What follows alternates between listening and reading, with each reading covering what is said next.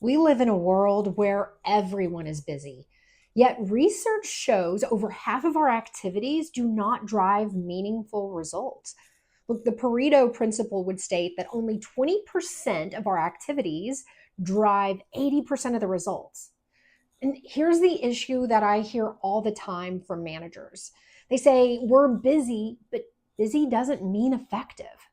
I see sales teams celebrating their busyness, right? Sending more emails, having more meetings, but they're celebrating the wrong things. And 6 months later, results are stagnant and close rates are actually falling. So it reminds me of going to the gym. Look, I love to work out, and you can do more reps every week and even increase weight. But if your form is bad, you don't get stronger. You just get really good at doing it wrong. And bad form is what leads to injury.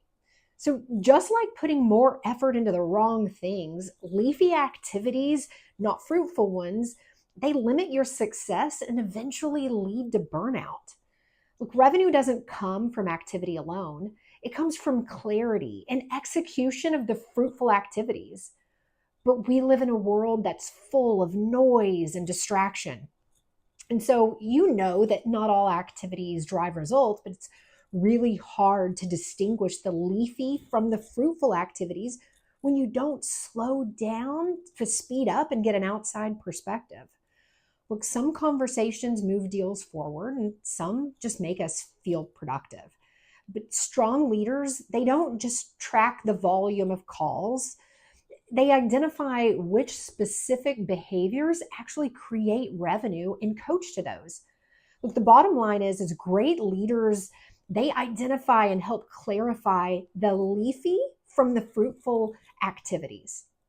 And it's really hard to see the forest when you're surrounded by so many trees.